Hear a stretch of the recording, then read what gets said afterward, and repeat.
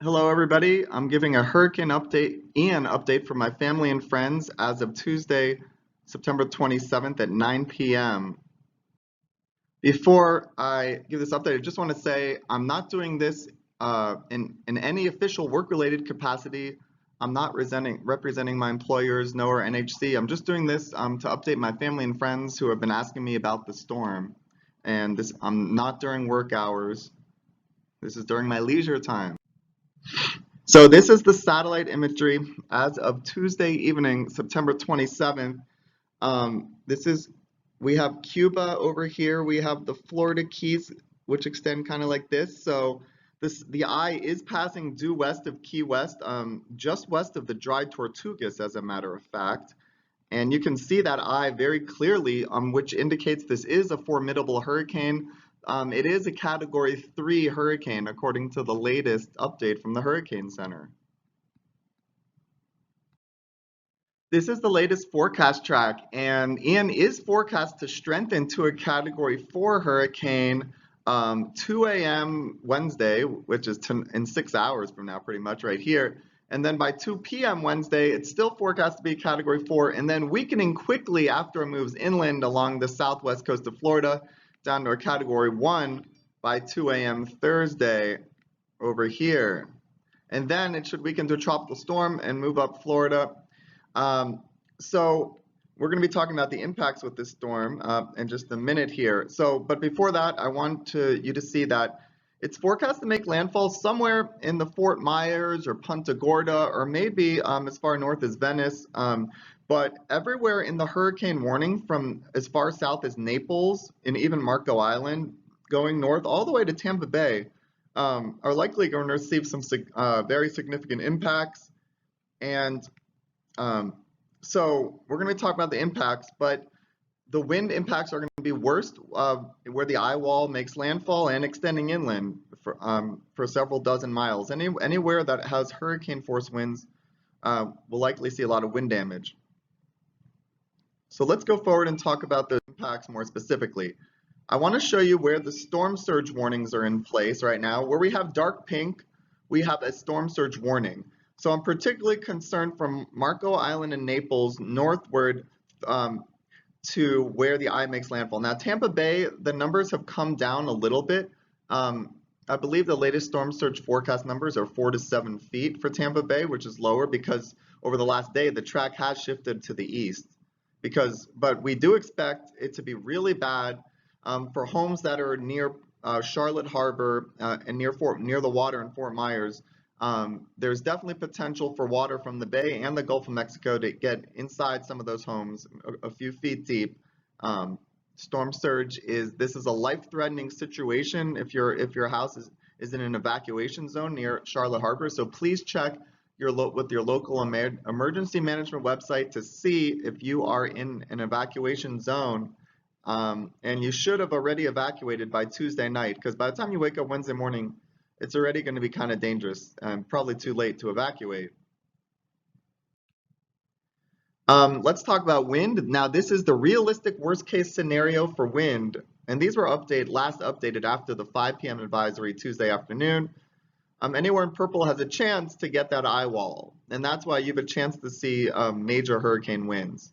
If you're in red, you still have a chance. The realistic worst case is at least for you to get a Category 1 hurricane winds. But most likely, a lot of these areas will see one color lower, winds that are about one color lower than what's shown. There was a tropical storm warning issued for all of Miami-Dade and Broward counties earlier today. And I really only think maybe that the winds may get about 5 or 10 miles an hour stronger at most than what I thought yesterday in Miami and Fort Lauderdale. Wednesday is going to be the windiest day for Miami, and we're going to go through that in just a second. So let's go. Now, this is the deterministic wind forecast. So we're going hour by hour here. 11 p.m. Tuesday, the tropical storm force winds from 39 to 57 miles per hour in blue.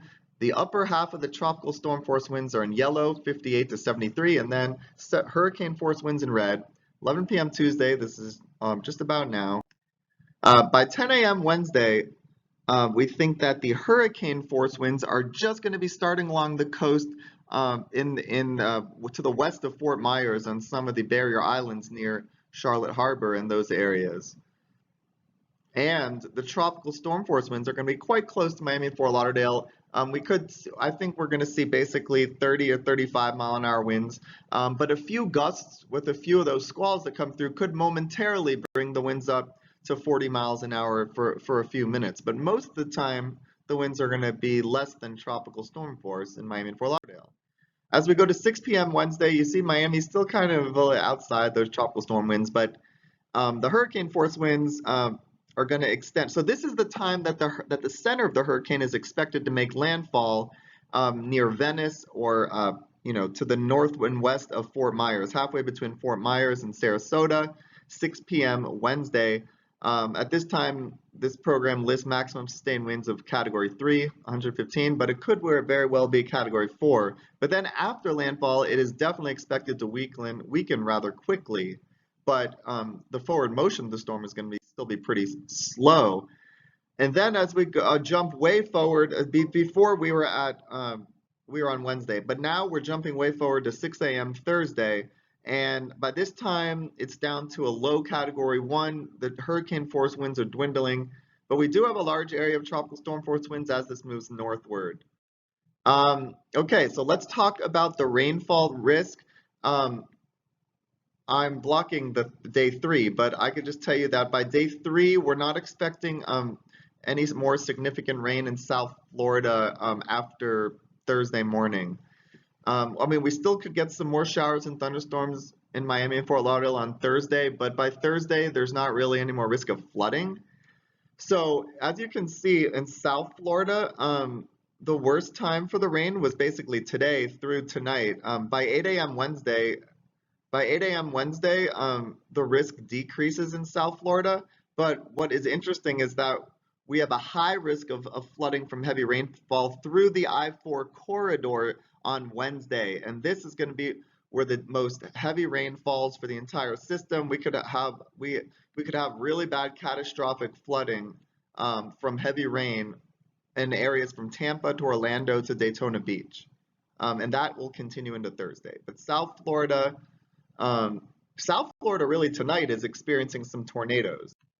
So this is the storm total forecast. Again, you see 15 to 20 inches from now through the end of this event is expected in the I-4 corridor, which could be very dangerous, lead to some really, really bad, really dangerous flooding.